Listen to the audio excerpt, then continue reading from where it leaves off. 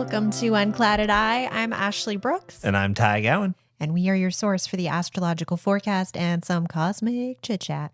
I'm looking over the corner of off screen right now. There is a Momo entering the chamber, so any amount of chaos could happen again. I really hope there's a Momo sighting, but I hope he doesn't chew the plant. I know. It's been an ongoing problem. All month. He keeps going for the plant. It's interesting because he stays out of the room until we start recording when I cannot stop him from going after the plant. It's like he knows, okay, he for Ty's sure does. frozen here. He for sure knows. Yeah. Do your cats do anything like that to you? Like when they prove that they are like the alpha of the household? Oh, yeah. So Chi-Chi has this thing where when he wants to be fed, he will chew in the corners of books or records.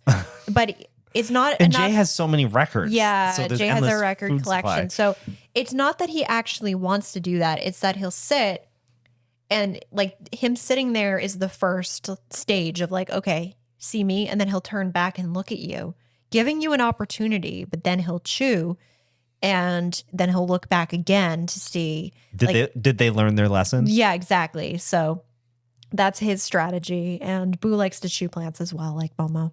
And Boo likes to chew a lot of stuff, right? Mostly just plants and dirt. And she likes to lick weird stuff like bricks. And that was because it turned out because she was anemic. So yeah, because she has a lot of health issues. But when I went to the vet, like now she's on some supplements and she doesn't really do that anymore. That's really cute. Yeah. So if your cat's licking some weird stuff, you might want to get him checked out just in case. Momo licks the back glass door when it's cold. Is there condensation or something? I think there must be a little condensation on it because I've got some pretty good videos from the outside, like while I'm standing on the deck and he's just like taking his tongue up the whole thing. I love a good like cat through glass shot. Like when you have I used to have a glass coffee table and it had like a shelf below and I would sometimes like to like look at it when they were laying on it so you could see like the hover paws. The hover paws or like if they're loafing, you can see the tucked in legs underneath. It's so funny. So cute. It's really adorable. I love it. Well, it looks like we got a Passover. He's left the room, so the wires are safe, our props are safe, and I think we're ready to jump into this week. Yeah, so we're talking about Monday, July 29th through Sunday, August 4th. So this is taking us into August. This is our transition into a new month. We made it. Yeah. Congrats, Leos. Yeah, July was a lot, but August will be too. Okay, the stars never stop moving. There's always stuff going on. Life continues. Yeah. Okay, so we're starting with Tuesday, July 30th. We have Venus trining your favorite, Chiron. I love Chiron. At 3:54 p.m. Eastern Time.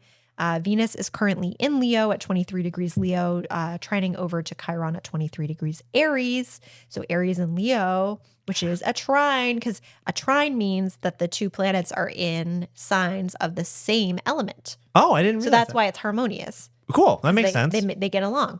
So I'm peppering in astrological info for you. I don't want to overwhelm, but we're getting... it's like cooking a stew. I'm learning. It's funny because we're 9 episodes in and I feel more confident than I did at the beginning. Yeah, by the time we're like, 80 or 90 episodes in, you're going to be telling me what's going on. We're going to flip the script. Yeah, you're giving the forecast and It'll be a Chiron only episode. Yeah, I'll tell you exactly where he is in the sky and how he's affecting every zodiac. Oh my gosh, Chiron's been in Aries for a while. Like he finds it safe here. Yeah, it's a nice zone for him. So Venus trine Chiron is really great for relationships, healing relationships. It's a good time to talk about your feelings with other people and to find resolution for conflict. And it can also make you feel more safe to share your creative ideas with other people and to also feel more self-confident about your appearance and how you're perceived by others. Great. Sounds like a great start to the week. Yeah, that's a nice one.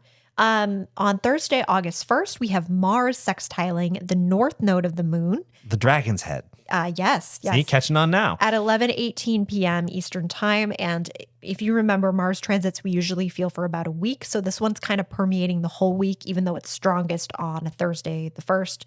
Mars sextile to the north node allows us to... I just realized I highlighted the wrong thing. I highlighted Chiron in my little red circle. You did that on purpose. I did that for you, Ty. Thank you so much. The North Node is actually right above that Chiron on there. So just be aware. Chiron. Yeah, that was just for Ty, we're going to say. So Mars and the North Node, this is all about taking action. If you remember, the North Node is about new opportunities, But the thing about the North Node is it's usually something that you've yet to do in your life. So, for instance, the North Node in your birth chart shows you something that you feel really pulled to and what you really want, but there's usually a lot of apprehension around it because karmically speaking, in karmic astrology, the North Node is something that your soul has never done in any lifetime. Oh, cool. And the South Node is something that's your comfort zone, what you feel safe in, but you've already mastered it. So even if like you might end up back there without trying, but you don't really, your soul's not gaining any experience in this life by like continuing that. And you've mentioned karmic astrology a couple times now. I'm going to call it out. What are the different types and what do you specialize in, Ash? I definitely like karmic astrology a lot. I'm definitely more of like a transit astrologer. I mean, I do birth charts as well, but like that's kind of what we're doing is more of like electional astrology, which is like planning and figuring out. Like I sometimes help people like pick out pick out dates for like weddings or big events. I've done that before too. Cool. Just make sure that the cosmic weather is on your side. Right, exactly. So I'm really like, that's my specialty. That's what I really enjoy. That's why we do a lot of transits on here. But there's a lot of people that will dive deeper into birth charts and finding like life purpose. There's a lot of people who have more of like a psychological kind of flair to their astrology. Then you have like karmic or esoteric astrology, which I also like to dabble in. There's a bunch of different branches. There's basically as many branches as there are astrologers. That's really cool. Yeah, everybody has their own flair. That's why when I hear people say that they don't really like astrology, it's like, you may not have found the right astrologer for you. Like not everybody, like my astrology won't resonate with everyone. You know, the astrologer down the block, their astrology might not resonate for everyone either. So it's important to find somebody whose translation style you enjoy. Definitely. So thank you for finding us here. Yeah. So Mars sextile North Node helps to open up those opportunities for you to try that new thing that the North Node represents and to jump into that. Friday, August 2nd, we have Venus squaring Uranus at 9:26 a.m. Eastern Time. There could be some surprises related to a relationship coming up for people on Friday. You might notice that there is just an unexpected quality, like the date might get rescheduled. The person might not show up. There could be some element of uncertainty or a little bit of chaotic energy when it comes to relationships happening on Friday. So as long as you're okay with rolling with a little improvisational vibe and not trying to schedule or like lock somebody down, so you might end up being a little disappointed. And that's happening at 9:26 a.m. Eastern Time, but it's kind of palpable all day. Finally, actually, we have two more. Sunday, August 4th, we have two things happening. At 7:13 a.m. Eastern Time, we have the new moon in Leo occurring, and that is at 12 degrees of Leo. So the sun conjunct Leo is the new moon in Leo. Right. Mm-hmm. Yep. So the new moon in Leo is a really potent and powerful time of self-expression and feeling more confident in your own skin. So it's really good for self-care, for spending some time really getting to know yourself and to feel more confident being who you are in the world and kind of bolstering that light outward to others. Is that amplified more specifically for Leos? I think so. I mean, because it's happening in your sign. Right. I think people who are Leos will feel it. And same with all fire signs because it will be trining over to their sign as well. Oh, cool. Okay. Yeah, so you'll get to feel that too. You let me know when. Okay. I'll remind you. Remind me. I'll set it in my calendar. Sunday, August 4th, also Venus moves into Virgo. And it's at 10:22 p.m. Eastern Time. And if you remember, we're going to have a retrograde happening literally tomorrow. So Venus is I'm sorry. Mercury is going to be going into retrograde literally tomorrow. So they would be about to conjunct, and they're going to later in the week. So Mercury is going to move back over Venus. So that will happen. But Venus is going to be in Virgo until August 29th. And Venus in Virgo is very detail oriented. I don't know if you've heard about like different love languages, but this one would be acts of service. Okay. So it's all about like making sure that your friends or family or your partner has, you know, their lunch packed, that, you know, if there's something stressful on their plate, that you're stepping in to help them with that. That's all about those like acts of service, making people's lives easier, showing your love through those actions. Do things for the people you love. Exactly. Mm-hmm. Make their life easier and tend to the little details. Okay. And it's also great for detail-oriented creativity. So anything that requires a fine eye. So people that do like miniatures or like tiny painting or like, I mean, that's a really random example, but just things like that that have a lot of detail to them. So that's the forecast for this week. And next week, Mercury's going to go retrograde. So we will discuss that. It still blows my mind that it leaves the sign and then it comes back like that. Yeah. So you get extra Leo cursed energy next week. Hey, can never be cursed. We're perfect. Speaking of cursed, you like to think so. That wasn't a dig against you at all. That came off weird. That was a dig against Leo's. I am a Leo. Yeah, but not specific to you is what I'm saying. Yeah. All right. Just you can't change that. That's just your sign. You weren't born in Aries. This week's topic is the Kennedy curse. Okay. How much do you know about this? Because I mean, I know about JFK and Robert Kennedy, and I feel like their sister had some issues or had some bad stuff happen to her. Maybe not issues, but I just think wasn't one of their family members turned out to like kill someone? Like there's a lot. Yeah, there's 15 different occurrences that can be attributed back to the Kennedy curse. Okay, so I'm barely scratching the surface here. Correct. Yeah. Okay. So I'm going to jump into this a little bit. This is a weird way to say this. I'm so sorry. I'm going to hit on the highlights of the curse, but I mean, this is sad because it really negatively They're like affects the low lights. The low lights of this curse affecting the Kennedy family. But it follows their, I think it's their grandfather, his name was Joseph Patrick Kennedy Sr. JPK. JPK is the, I guess, progeny of the curse. He was a businessman, an investor, a philanthropist, and a politician. He lived from 1888 to 1869. There was no problem with his life. 1969?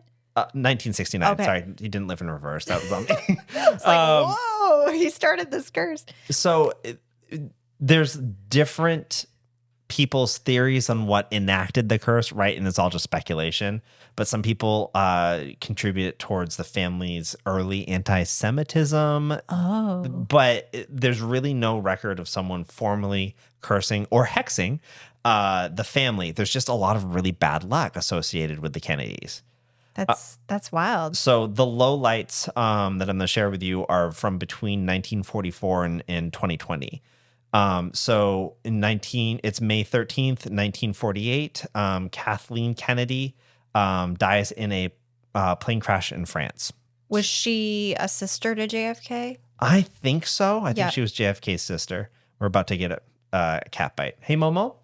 Hey, we're recording a podcast here, buddy. Can you do what's right for you and for your tummy? Momo. Okay.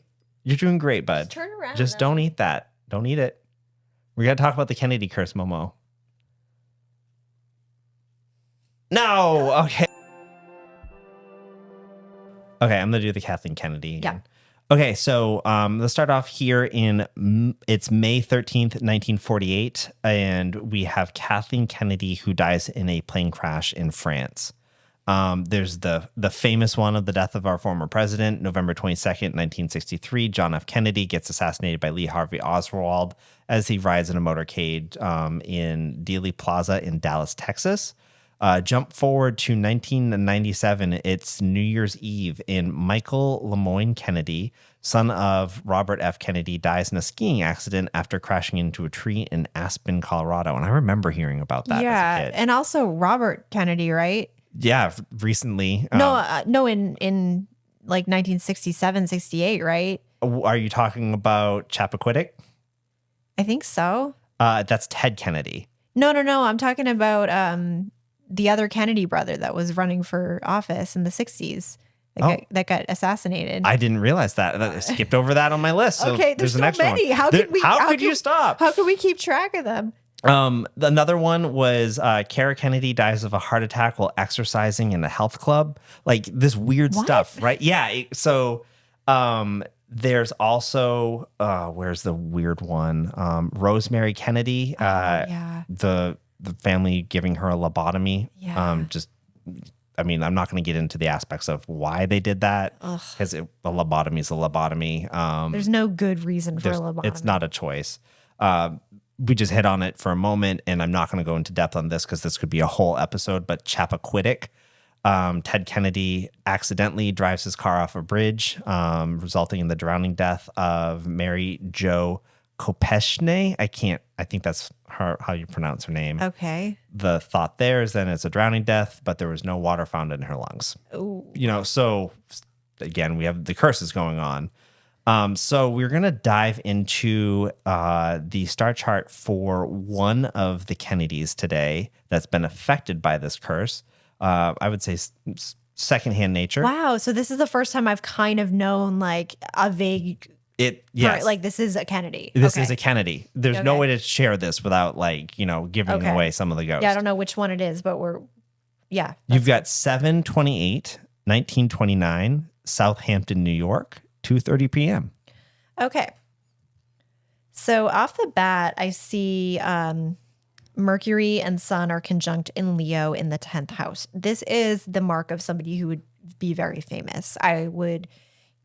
Having your Sun and Mercury in the 10th house would make you well-known in your community, but having it in Leo is going to give that extra push. As I talked about in last week's Leo episode, a lot of Leos are drawn into the spotlight, and having it in your 10th house of public image and legacy is going to make you that much more well-known. Correct. There's just no way. You're already famous if you are a Kennedy in America. It's an iconic placement. I would say this is elevated to icon. Yeah. So they have their moon in Aries. So Sun in Leo, moon in Aries, fiery individual, very probably going to be very outspoken, passionate. Venus is opposing Saturn, and there's just in general a tense aspect with Venus. So Venus is in Gemini in the 8th house, and it's opposing Saturn in the 2nd house. So I can already see that their relationships are marked by a heavy karmic thing. There could even be the 8th house rules over inheritance and death. So there could be money coming in from an inheritance or from the death of somebody close to them, which, if Kennedys, are dying, then there would be money coming in. So that makes sense. And with Venus, the relationships, there's some relationship strain. There's some feeling of, I don't know, the relationships don't feel very positive or I don't know. There's something going on there that feels icky to me. Yeah, I think there could be some ickiness in here somewhere. Yeah, I want to say there just wasn't a lot of joy there. There's marks of wealth and inheritance. Not only is Venus in the 8th house, but Jupiter is in the 8th house as well, which would include you're not going to worry about money in your life, which if you're Kennedy, why would you? For but real. Saturn in the 2nd house, it's yes, you're getting all the money, but at what cost? Yeah. That's what it feels like. It's it almost feels like a trade-off. It's like a trade-off for loneliness to have the wealth. That's sad to say. Yeah. Yeah, it's sad, but there is some good stuff. I like all the Leo. This person, despite all of that, it feels like they don't feel like a depressing person. Yeah, I would agree with that. There's a positivity and a joyfulness here, and maybe an outreach that's happening. It doesn't seem like they're hiding away in seclusion. I don't get that sense from this, but I could be wrong. No, I think there's aspects to this person's life. They live a very complicated life, right? Yeah. I think you hit on a lot of the aspects of it. I also think that we might also have a whitewashed view of this person's life. Yeah. So that some of the things that you're hitting on could very much be what they live day to day, but that would have been impossible to release to the public. It's not their image, Right, that makes sense. And the last thing I want to quickly mention that I just noticed, I hadn't even seen it before, their North Node is conjunct Chiron, which means it would be particularly painful to go toward their life's purpose. There could be some very painful or heavy karma related to that. Well, that absolutely did happen because this is Jackie Kennedy Onassis. Oh, wow. Whose life purpose, from reading this, I would suggest everyone read the biography on Jackie O. We're trying to keep this to a tight 30 on the show. And her life is so interesting. But what you just talked about, again, moving towards her life purpose, it really was interesting to see how much she seemed to love America in her role as First Lady. She did a ton of social good while JFK was president. And that just got ripped away from her, and really caused a deficit not only on herself, but to the country as a whole. She loved her husband and she loved her country. And there is a quote after the assassination where she said, I don't know if you've seen it, but there's like that famous image of her wearing the pink pillbox outfit after the assassination because they needed to swear in the vice president the same day because our country had no leader. She refused to change, and I didn't realize that. And it's an iconic photo.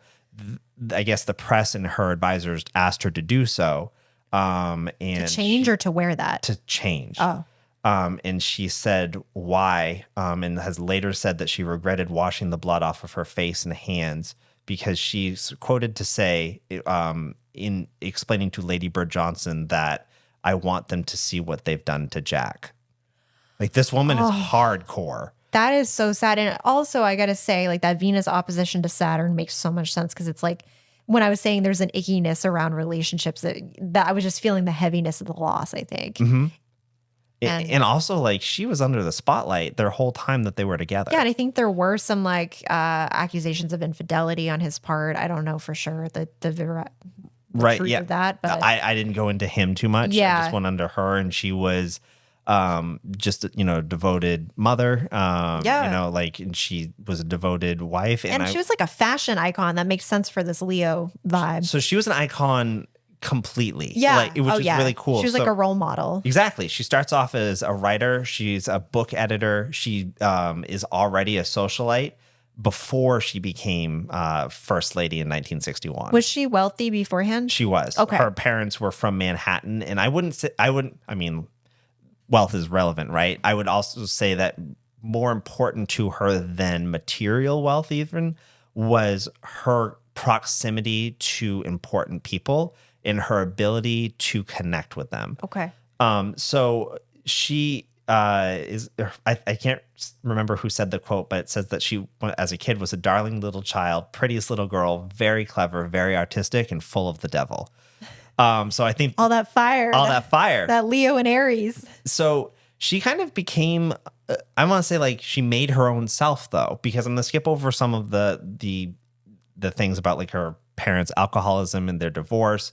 But when she was in college, she would drive back to Manhattan on the weekends to socialize with her peers, go to high society events, go to important social events, because she found more value in, again, meeting people and rising the social ladder in Manhattan than she was really getting out of her education.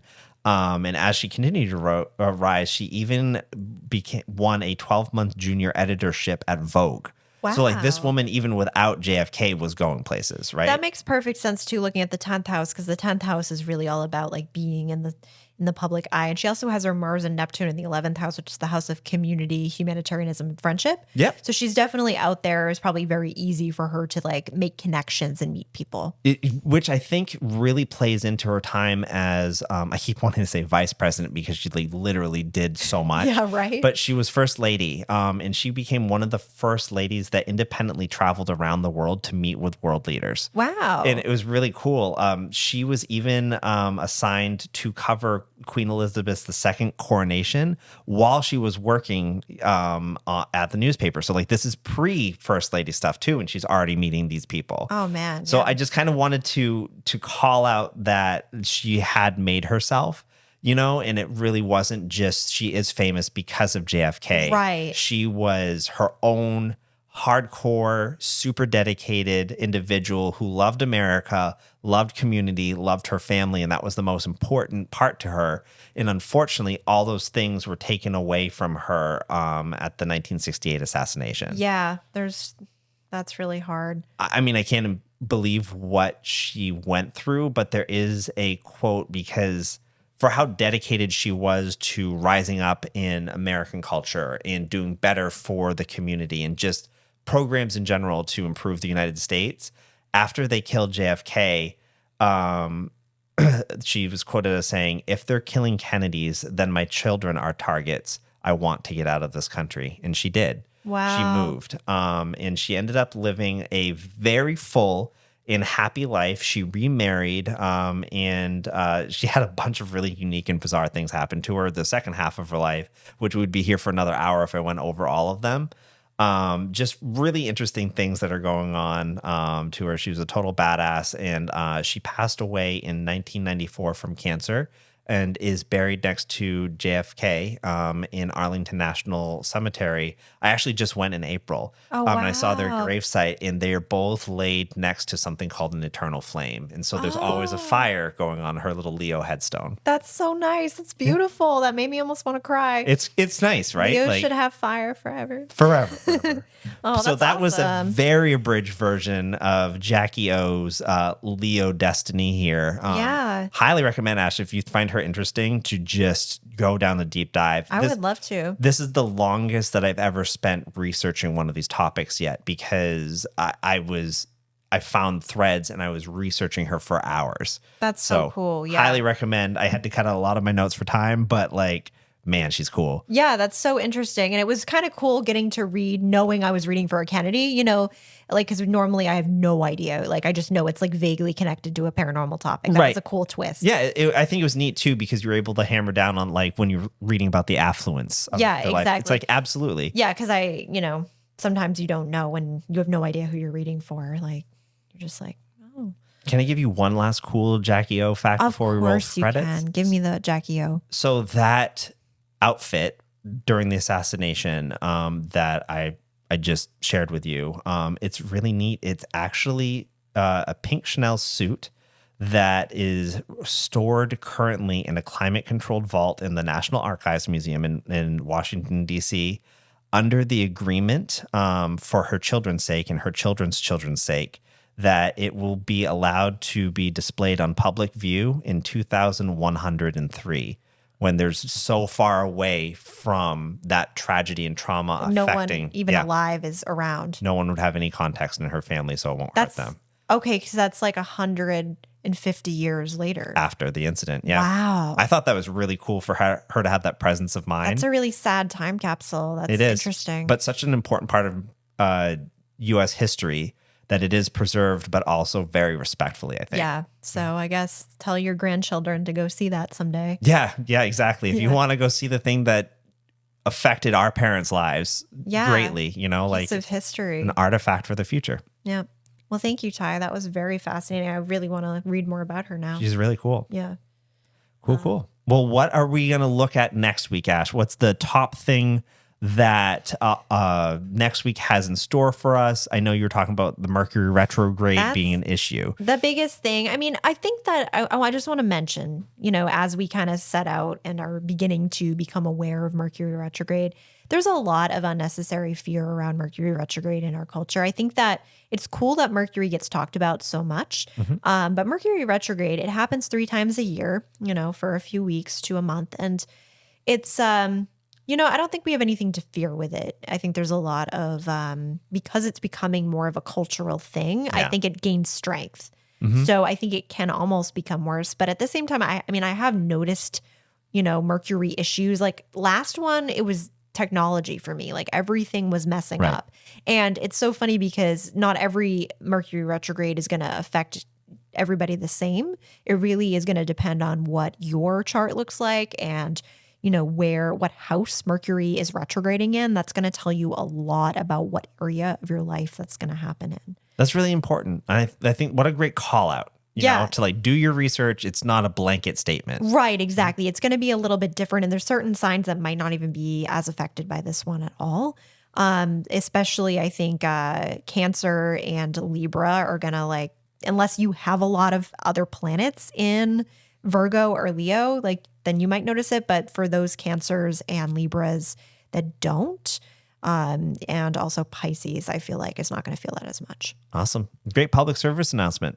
Cool. Yep. So hope you'll join us next week. And in the meantime, you can find us on social media all the links will be below in the description, or you can find us on Patreon. You can find my Planetary Potion podcast over there where I go into every single day of the week, every single aspect. So if you want a really deep dive. My Patreon's over there. And we have lots of content too that we're building out for all of you over there. And it's $5 a month. Awesome. Oh, absolutely. And thank you guys for listening and supporting the podcast. See you next week. Unclouded Eye stars Ashley Brooks and Ty Gowan. It's produced and directed by Nick Nordfors. Music by Ashley Jane Cecilia and Jay Karen. Our community manager is Aaron Cross. Art by Dawn Aquarius. Presented by Haunt Me. You can follow Unclouded Eye on Instagram and TikTok at Unclouded Eye or Patreon at Unclouded_eye. And a special shout out to Jen Barstow and Nanda Kesha for helping to sponsor us on Patreon.